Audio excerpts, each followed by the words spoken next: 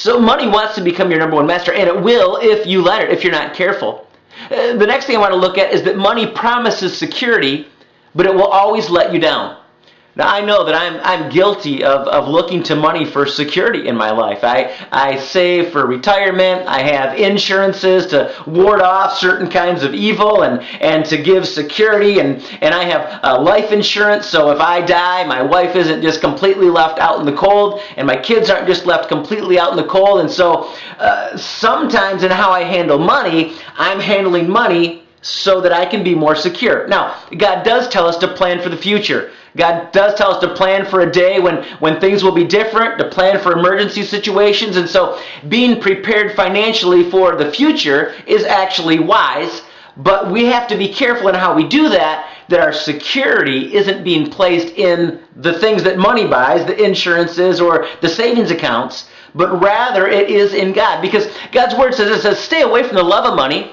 Be satisfied with what you have. For God has said, I will never fail you. I will never forsake you. And that's true. God will never fail you. God will never forsake you.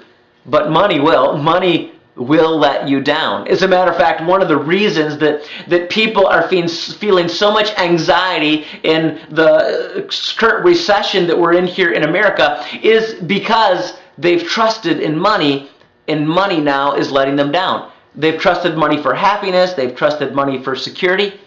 They've even trusted money to help them purchase the souls of their loved ones. But money is a false god. And a false god will always drop the ball on you. A false god will always let you down. Money, number 3, will steal your heart from the Creator God. You see, money wants to compete for your heart. It wants to compete for your love with the Creator God, with the God of creation, the God who's designed you, the God who's formed you and fashioned you. And money is in competition, and money wants to be your number one God. And money wants to steal your heart, because money, if it can steal your heart, it becomes your God. Deuteronomy says this, when you've eaten your fill, that is the time to be careful. That is when you have enough money to pay all your bills and surplus left over, that's the time to be careful. Beware that in your plenty you don't forget the Lord your God and disobey His commands, regulations, and laws.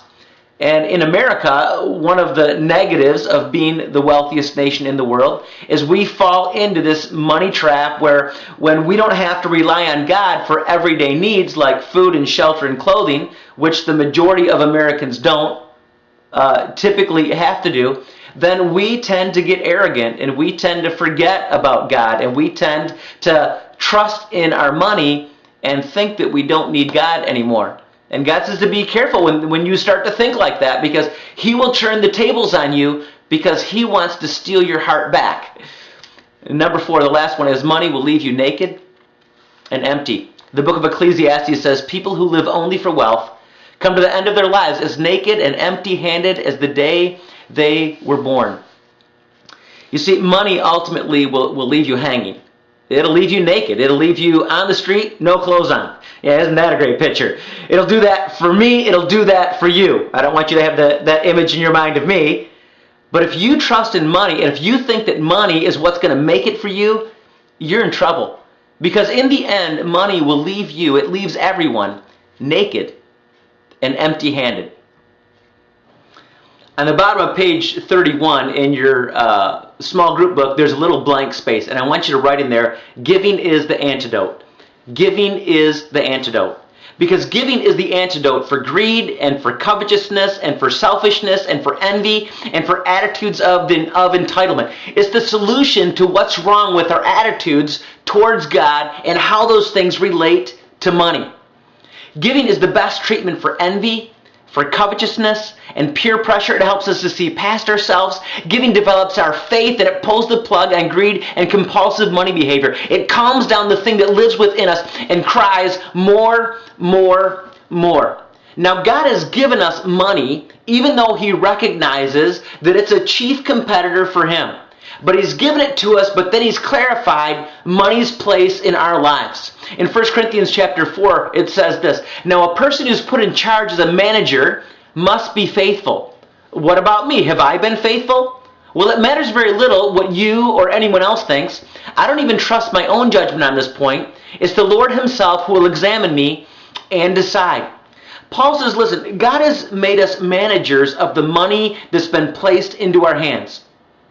Whatever that money is that passes through your hands in a given year and in a lifetime, God has given it to you to manage for him. It's really not your money. And the first thing that he wants you to do in managing your money is whenever money comes in, to give him the first 10% off the top. Because if you do that, it helps to keep your money in check. It helps to cause you to think about, not only is this first 10% of this money really God's, but really the whole thing is God's. I am just a manager. The Bible actually uses this word steward, which is an old-fashioned word. But a steward was responsible, was kind of like a head servant that was responsible for all of his master's possessions.